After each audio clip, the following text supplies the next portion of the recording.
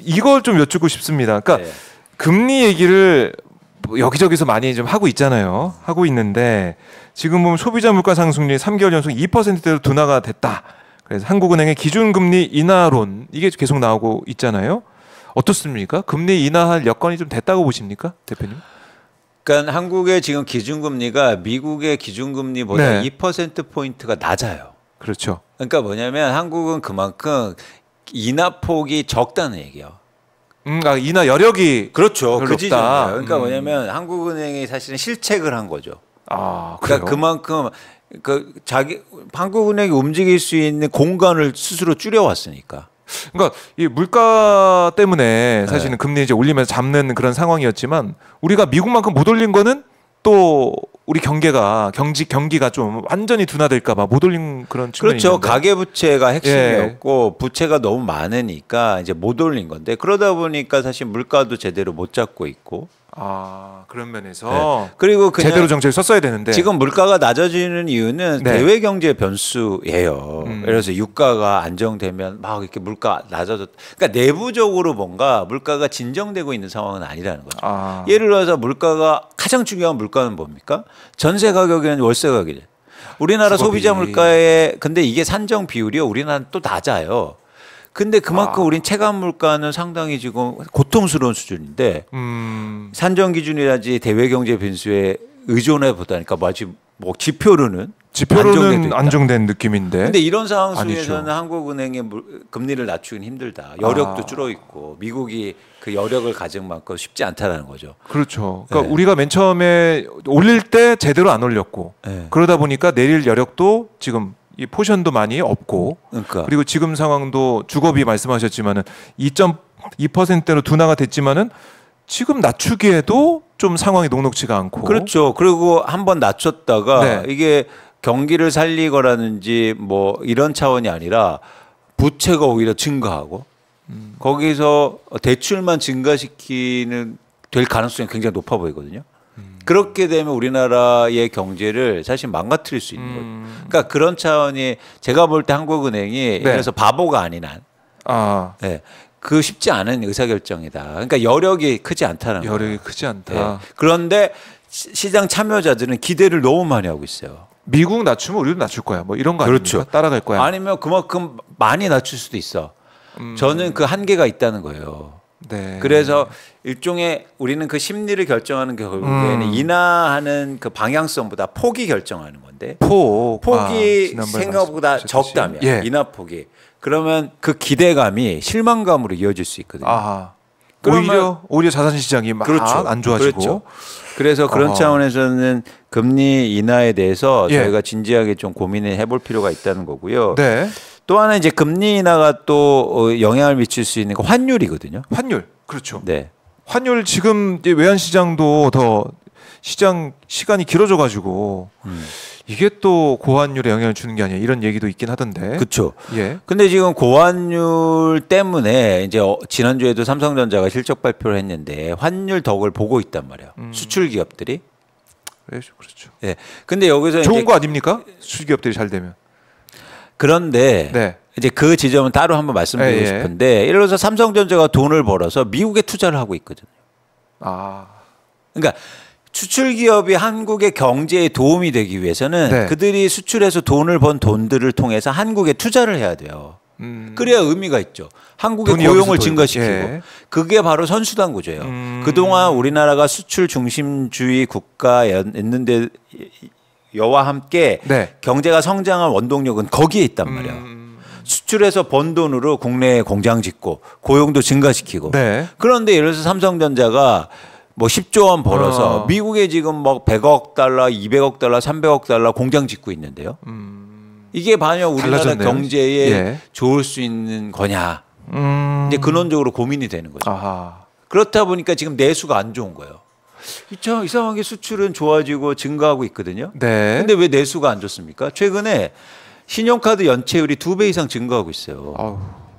그러니까 왜 이렇게 민생경제나 서민경제는 위축되고 있을까요? 수출 기업은 잘 나가고 있는데. 예전에는 이게 연결이 돼 있었다고. 그렇죠. 그 고리가 지금 끊어져 있다라고 볼 수 있군요. 야, 그러면 수출이 이게 잘 되고 이런 게 우리 경제에 옛날에 100의 영향을 줬다면 지금은 뭐 50, 뭐 60 이 정도밖에 안 될 수 있다. 네. 그래서 되게 사면초가인 겁니다. 예를 들어서 지금은 그러니까 환율이 높아서 고환율이어서 네. 그건 뭐냐면 원화의 가치가 떨어졌다는 그렇죠. 거냐. 그러면 우리나라 수출 제품이 싸졌죠. 네. 그래서 돈은 수출이 잘 되고 돈은 벌고 있어요. 그런데 중요한 게 뭐냐면 여기에서 반대는 물가가 올랐잖아요. 수입 네. 물가가 비싸지니까. 아, 수입 물가가 비싸지니까. 그러니까 민생은 되게 힘든 거죠. 아하. 수출은 잘 되는데. 근데 이게 선순환이 안 되고. 그러니까 지금은 굉장히 어려운 상황이다. 사실은 본질을 뜯어보면 막 수출 잘 됐고 그래서 많은 분들이 박수치고 이제 우리의 삶도 좋아지겠구나. 네. 이런 기대가 현실화될 가능성이 점점 낮아지고 있다. 그게 이제 안타까운 측면입니다. 그렇네요. 수출 잘 된다. 뭐 삼성전자 뭐 실적 좋다. 반도체 사이클 시작됐다라고 하지만 네. 그게 우리 서민 경제 민생에 어느 정도 도움이 될까? 그렇죠. 이번 봐야 되는 거고. 그렇죠. 그러면은 삼성전자 네. 주주들만 사실 좋은 거예요. 주가 올라서.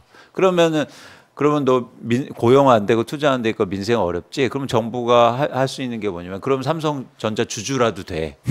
사실 이런 쪽으로 밀고 있잖아요. 네. 이게 어떻게 지속 가능성이 있는 겁니까? 밸류 프로그램 얘기하면서. 네. 그러니까 우리는 고용 최저 임금도 못 올려주고 예. 투자도 우리가 어떻게 유치 못하니까 그냥 그 주식 주식이라도 사. 빚내서 주식 사고 빚내서 부동산이라도 사. 이게 어디까지 되죠. 언제까지 지속 가능성이 있냐는 거예요. 그렇죠. 그러니까 정부는 예. 경제를 할 때는 1년만 보는 게 아니라 장기적인 비전을 세워야 될 거 아니에요. 과거의 보수 정부들이나 진보 정부들도 다 그런 네. 계획들을 갖고 움직였어요. 아. 그러니까 5년을 보고 경제 개발을 계획 세우고 네. 장기적으로 예를 들어서 진보 정부도 우리나라가 이런 발전되는 혁신 경제들 만들어 왔잖아요. 윤석열 정부는 이제 나온 건데 네. 역동 경제입니다. 어떤 의미를 가지고 없어요. 역동 경제. 그냥 주식 투자하고 부동산 사라는 얘기예요. 뜯어보면 세금 낮춰줄게. 그러면 안 되지 않습니까? 그러면 안 되죠. 아니 당장은 뭔가 막 그럴 수 있죠. 자산 시장에 오르고 이러면. 네. 근데 뜨거워지고. 그게 나중에 어떻게 될 겁니까? 네. 자, 근데 지금 뭐 성태훈 대통령실 정책실장이나 뭐 얘기를 들어보면 금리 인하가 가능한 환경으로 바뀌어서 통화 정책을 유연하게 가져갈 부분이 있다. 이런 방송 인터뷰도 하고 원희룡 지금 국민의힘 대표 경선에 나와 있는 원희룡 후보는 당대표가 되면 금리 인하 논의를 주도하겠다. 이렇게 또 선언했습니다. 어떻게 들으셨어요? 이런 얘기는? 그러니까 이것도 마찬가지로 단기만 보는 거죠. 가계 부채가 많고 네. 자영업 부채가 많으니까 금리가 인하되면 그분들한테 도움이 된다고 생각하는 거예요. 그런데 거기다 그래서 돈도 더 꿔줄게. 네. 근데 그게 근원적인 문제 해결은 아니지 않습니까? 예를 들어서 제가 가게를 운영하는데 돈 더 꿔줄게. 이자 낮춰줄게. 지금은 도움이 될 수 있어도 가장 근본적인 해결책은 장사가 잘 되는 거잖아요. 그렇죠. 아까하고 똑같은 얘기예요. 네. 무슨 얘기냐면 대출을 해줄게. 저금리로 해줄게. 비싼 차를 사. 이게 근본적인 문제 해결이 아니라 사실 그 가격이 떨어지고 네. 그리고 내 가게가 장사가 잘 되는 쪽으로 할 수 있느냐 이런 고민들을 해야 되는데 우리는 전부 다 지금 이자, 금리 이게 필요할 수도 있습니다. 근데 이게 근본적으로 그 방향성이 여기에만 여기에 이 얘기만 하면서 이게 만약에 무슨 메시아처럼 구세주처럼 금리 인하를 보는 것 같아요. 네. 그러면 이게 금리라는 건 뭐냐면 어떤 과정이 일어나냐면 장기적으로 보면 금리가 인상되고 높았을 때 항상 혁신이 일어나요. 경제적 혁신이요. 왜냐하면 쉽게 말해서 돈을 빌리고 이럴 때 누가 노력을 합니까? 그냥 싼 이자 놀이나 하는 경제 구조로 되죠. 그렇죠. 근데 금리가 상승 고금리 했을 때 어떻게 하면 비용을 줄이고 어떻게 하면 장사를 잘하고 어떻게 하면 기업을 좋게 만들고 그렇네요. 이런 고민들이 시작된 거라는 거예요. 그래서 1980년도에 오일 쇼크가 났을 때 미국에서요 금리를 폭발적으로 인상시킵니다. 근데 그 이후로 미국 경제의 혁신을 만드는 발판이 되거든요. 그 부분 생각 단기적으로 고통이 있을 수 있지만 그런 고통을 감내할 수 있는 만한 용기가 있느냐? 그건 정치와 정책이 만들 수 있는 거예요. 그렇죠. 그렇죠. 누가 만듭니까 그걸? 당장 그 일반 서민들이나 이거 힘들잖아요. 네. 그런 의사결정을 하기에. 그런 혁신경제의 발판에는 사실 금리로 이렇게 자꾸 네. 예를 들어서 약을 주듯이 체질 개선을 하고 해서 건강하게 만들어야지. 아프면 약 주고 언제까지 그게 지속될 수 있는 거예요? 버티게만 해준다. 네. 그러면 건강을 되찾으시는 길은 따로 있는데. 그렇죠. 아니 엄청 아프면 된다. 단기 필마가 필요하죠. 네, 네. 그런데 지금 우리나라가 네. 엄청 아픈 것도 있지만 좀 더 근본적으로 경제적으로는 이런 네. 장기적인 플랜이 필요하다는 겁니다. 그런 게 좀 안 보이고 있고 지금 정부의 정책이 사실은 계속 오락가락하고 있다 보니까 대출을 좀 또 특례 대출 해가지고 다 이제 약간씩 계속 이제 풀어주는 돈을 풀면서 은행에는 또 뭐 금리 인하 좀 하고 있는 그런 상황이지만 스트레스 DSR 얘기하다가 이건 또 연기를 또 하고 네. 그러다가 또 막 가계대출 증가한다니까 또 시중은행 불러갖고 네. 이거 금리 올려라. 올려라. 그리고 막 이게 규제, 총량 규제해라. 뭐 이런 얘기를 하고 있고. 아니 시장을요 네. 시험 도구로 쓰고 있어요. 근데 이러면 안 되잖아요, 그렇죠? 정책이 일관성이 있어야죠. 그렇죠. 중요한 게 말씀하신 게 핵심인데 뭐냐면 시장에서 정책은 신뢰를 주는 게 되게 중요합니다. 네. 그래서 어떤 정책이 나오면 시장은 반응을 하겠죠.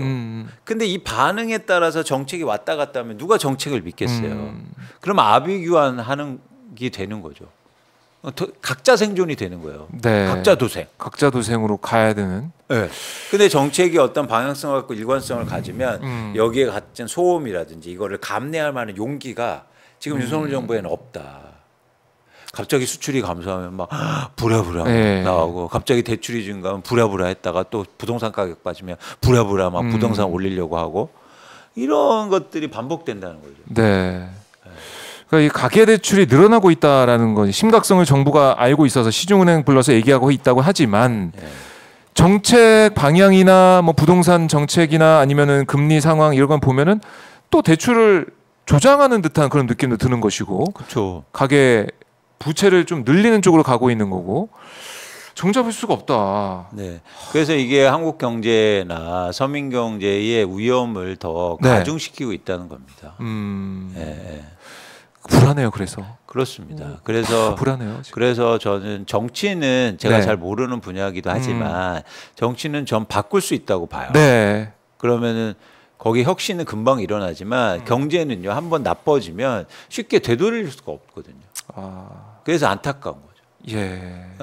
그러니까 이게 갑자기 바꿀 수 있는 게 아니어서 그래서 그런 차원에서는 경제가 이렇게 계속 어렵고 하는 게 누적되고 장기적으로 한국의 경제를 안 좋게 만들까 봐 걱정이 되는 겁니다. 그러니까요. 이 우리 경제 기초 체력도 좀 많이 떨어졌다고 하는데 특히 부동산 PF 얘기 이게 몇 달 전만 해도 계속해서 얘기 나오는데 요즘엔 또 언론에 잘 안 나오는 것 같더라고요. 부동산 PF 문제가 다 해결된 겁니까? 어떻습니까?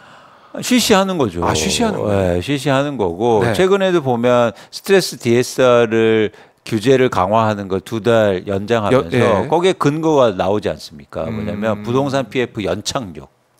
그게 이제 흥미로운 지점인데요. 아직 착륙을 못 하고 있어요. 지금. 그러니까 부동산 PF가 결국에는 건설회사나 시행사나 금융회사들이 쉽게 말해서 물린 거예요.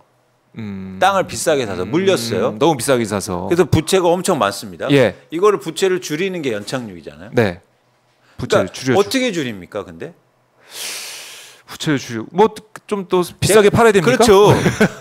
그렇죠. 그게 핵심이야. 그러니까 누군가 사줘야 되잖아요. 사줘야 되죠. 그럼 누가 사줄까요? 또 다른 기업이 사줄까요? 아니요.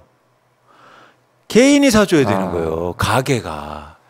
그게 또 그렇게 또 연결되네요. 그래서 기업이 갖고 있는 부채를 가게가 떠안으라는 거예요.